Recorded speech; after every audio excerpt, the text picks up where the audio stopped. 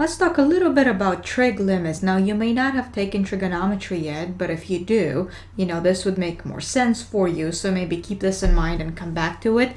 But you definitely need this in Calc 1. So let's do a little refresher.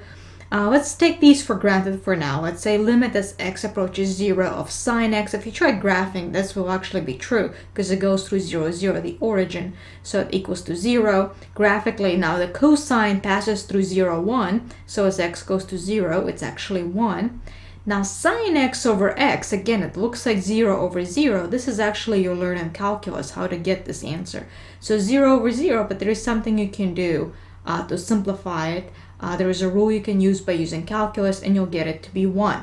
That's the only one that we really need. Or actually all three of them, but that's the one that we cannot derive yet, but we will need it. So you can do a lot of different limits with trigonometry, just knowing those first three. And you can simplify it and use a little bit of algebra. Now this is one where you plug in x equals 0. Actually, sine of 0 is 0, so you'll get 0 minus 0 over 0, so you'll get 0 over 0 again, which means you can simplify further, if you remember from previous video or earlier in the section.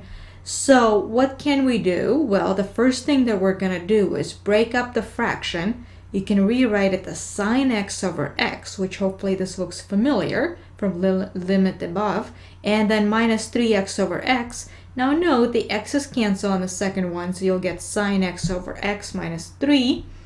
So what would we get here? The sine x over x, if you recall, the limit as x approaches 0 is 1, and then you can subtract 3.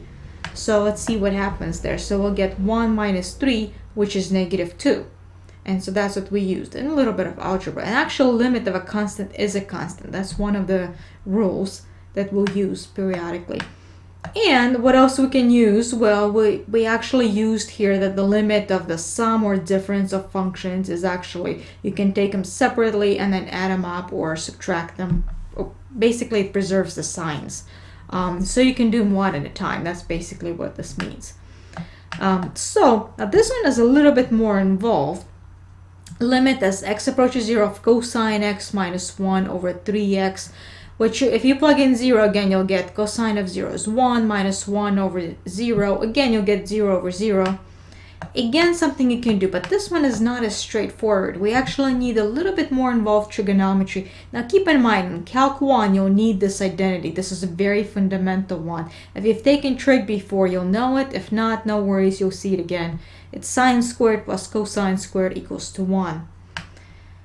Let's take a look what we can do. So here's a little trick we use in algebra, and you will see this in calculus again. When it's not easy to simplify, there's nothing you can factor there. Even if you break them up, you'll get cosine over 3x minus 1 over 3x, so that doesn't help you. But let's multiply by the conjugate and see what happens.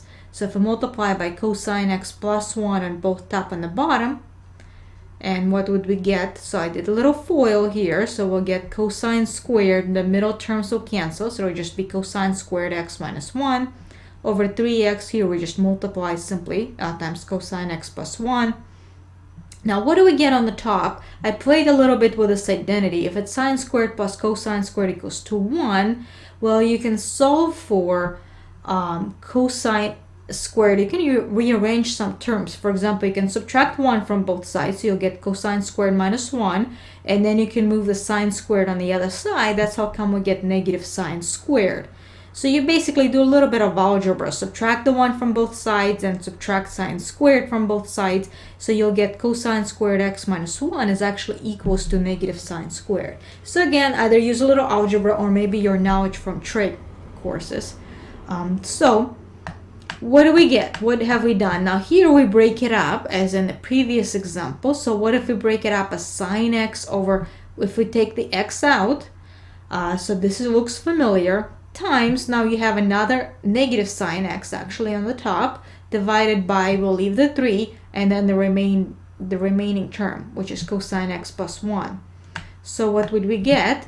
Now you can plug in, so the first part is 1, then you can plug in 0. The sine of 0 is 0. We'll take that for granted. So that's 0 over 3.